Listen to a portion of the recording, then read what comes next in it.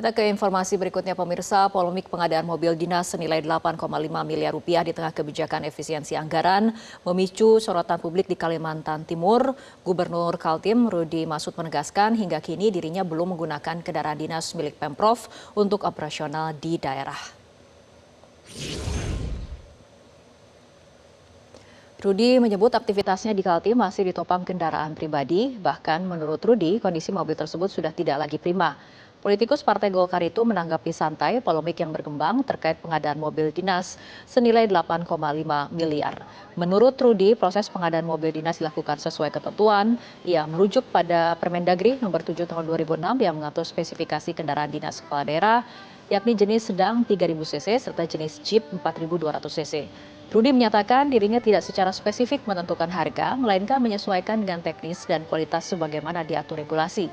Sejauh ini kendaraan dinas tersebut telah dicoba di Jakarta dan diperuntukkan mendukung agenda kepala daerah di ibu kota.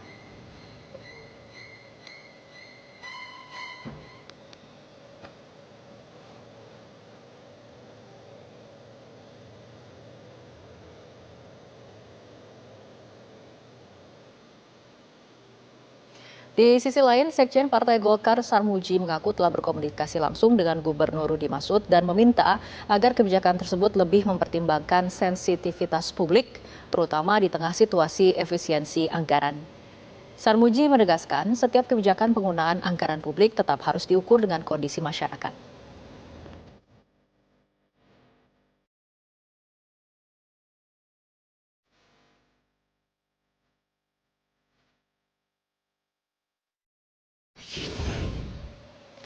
Pemirsa, pengadaan kendaraan dinas Gubernur Kaltim Rudi Masud senilai 8,5 miliar rupiah menuai sorotan publik di tengah upaya efisiensi anggaran. Belakangan Gubernur Rudi memberikan koreksi bahwa mobil dinas tersebut belum digunakan di wilayah Kaltim. Kita akan membahasnya bersama Kepala Divisi Advokasi ICW, Egy Primayoga. Selamat malam Mas Egy. Selamat malam Mbak Fitri. Baik, Mas Egy, pengadaan mobil dinas senilai 8,5 miliar rupiah di tengah kebijakan efisiensi anggaran memicu sorotan publik. Ini membuat sensitivitas pejabat menjadi pertanyaan atau sebetulnya sah-sah saja secara regulasi? Ya, ada dua hal yang bisa kita soroti dalam hal ini ya Mbak. Yang pertama adalah perihal pengadaan barang dan jasa, dan yang kedua adalah perihal etika atau kepatutan. Nah, saya coba bahas yang pertama terlebih dahulu. Kalau kita lihat secara regulasi, barangkali sekilas memang tidak ada yang bermasalah gitu ya. Tapi tentunya segala pengadaan barang dan jasa harus sesuai dengan ketentuan yang ada, yang berlaku. Nah, kami mencoba untuk menelusuri kira-kira apakah memang ada masalah dalam pengadaan barang dan jasa mengenai mobil dinas ini, dan dari penelusuran kami menemukan bahwa ada dugaan pengadaan ini diarahkan kepada spesifikasi tertentu, yang mana itu sebetulnya tidak boleh, gitu ya. Itu kami temukan melalui sistem informasi rencana umum pengadaan atau SIRUP, yang kemudian dalam kolom itu terlihat bahwa ada merek mobilnya, sementara seharusnya pengadaan itu tidak demikian. Harusnya spesifikasi adalah yang bersifat umum, tidak detail kepada mereknya atau jenis barangnya secara langsung, gitu ya. Nah, jadi ini ada satu masalah, dan masalah kedua adalah kalau kita lihat secara penelusuran di data-data terbuka, secara harga kita yang terlihat adalah 8 miliar rupiah, 8,5 miliar.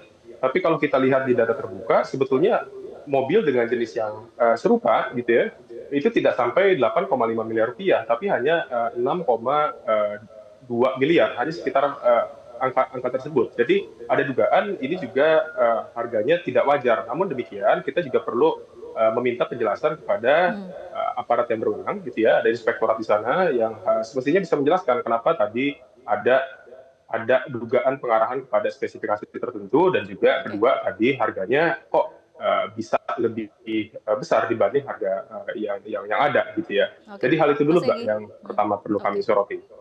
Oke, Mas Egy, tapi dari Gubernur Kaltim sendiri Rudi Masud menyatakan proses pengadaan mobil dinas dilakukan sesuai ketentuan dan kendaraan dinas tersebut dicoba di Jakarta dan diperuntukkan mendukung agenda kepala daerah di ibu kota. Tanggapannya? Ya, sesuai ketentuan tadi juga perlu diperiksa lagi.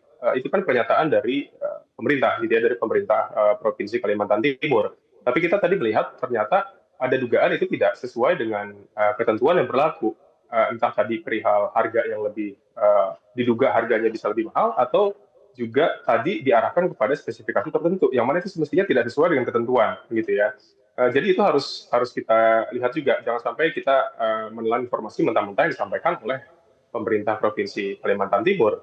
Ini harus kita telusuri juga. Perlu ada kritisisme untuk melihat hal itu.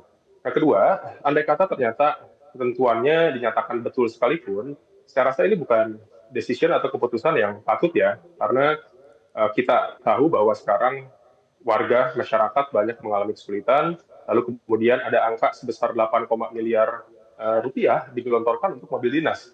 Kenapa sih mobil dinasnya nggak dengan harga yang lebih murah misalnya? Kenapa tidak harga yang lebih bisa diterima secara masuk akal oleh publik luas, sehingga publik tidak terpicu misalnya nanti amarahnya. Saya khawatir ini kejadian yang di bulan Agustus atau bulan September gitu ya, ketika ada ketidakpekaan terhadap kondisi masyarakat, ini terjadi lagi. Itu juga karena pernyataan pejabat yang tidak peka akan kondisi masyarakat yang sedang terjadi gitu ya. Jadi Oke. ini perihal etika dan juga kepatutan. Karena kita kalau Oke. bicara dimensi korupsi itu tidak hanya soal pelanggaran hukum dan lain sebagainya, tapi juga perihal etika dan kepatutan. Ini saya Oke. rasa perlu diperhatikan betul agar tidak menimbulkan konsekuensi yang lebih buruk di kemudian hari. Mas Egy, selain etika dan juga kepatutan, Anda menilai apakah ini bisa berpotensi melanggar aturan atau masuk kategori pemborosan anggaran? Ya, itu tadi karena ada nominal yang sebetulnya selisihnya lumayan ya, dari 8,5 miliar rupiah, lalu dari data terbuka kok 6,2 miliar rupiah, ada sekitar 2 miliar rupiah yang barangkali bisa tidak wajar harganya gitu ya. Tapi kalau untuk mengatakan apakah ini ada pemborosan atau penggelembungan anggaran, kita perlu menunggu keterangan dari pemerintah Provinsi Kalimantan Timur, inspektoratnya terutama, untuk memberi keterangan kenapa kok angkanya bisa berbeda seperti ini gitu ya.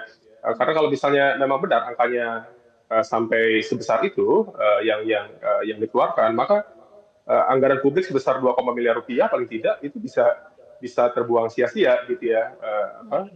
Dan sebetulnya itu bisa dialokasikan ke hal-hal yang esensial lainnya, pelayanan publik, entah itu pendidikan, kesehatan, atau bahkan hal lain yang bisa membantu warga lebih luas lagi. Oke. Dari data ICW sendiri mengenai anggaran di daerah ini seperti apa? Kondisi fiskal di daerah ataupun transfer ke daerah khususnya untuk Provinsi Kalimantan Timur saat ini seperti apa data dari ICW? Ya, kalau untuk spesifik Kalimantan Timur, kami perlu memeriksa datanya lebih jauh lagi. Namun secara umum, kalau kita melakukan pemantauan setiap tahunnya, kita melakukan pemantauan terhadap vonis kasus korupsi dan juga penindakan kasus korupsi yang dilakukan oleh aparat penegak hukum. Memang anggaran publik itu termasuk salah satu yang besar gitu ya untuk dikorupsi, termasuk juga pengadaan barang dan jasa. Ini rentan sekali ada penyelewengan di situ gitu ya, dan itu modusnya bermacam-macam. Ada misalnya tadi saya sebut sebagai dugaan gitu ya, tapi juga ini ada yang sudah terjadi, misalnya mengarahkan barang dan jasa itu kepada spesifikasi tertentu. Artinya sudah ditentukan barangnya apa, untuk kemudian yang menangis siapa gitu ya. Sehingga itu di situ ada keuntungan yang didapat oleh kedua belah pihak. Itu kerap kali terjadi dalam kasus korupsi pengadaan barang dan jasa. Dan dalam hal yang lain, misalnya penggelembungan anggaran juga marak terjadi, dari berbagai aspek ya, termasuk pengadaan barang dan jasa juga.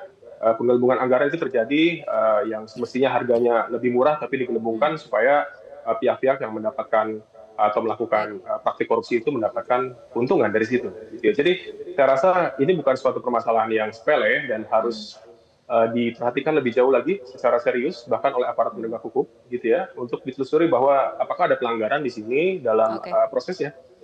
Oke, baik. Kita harapkan juga para pejabat bisa membuat kebijakan yang lebih mempertimbangkan sensitivitas publik. Terima kasih Mas Egy Primayoga telah berbincang bersama kami malam hari ini. Jelajahi cara baru mendapatkan informasi. Download Metro TV Extend sekarang.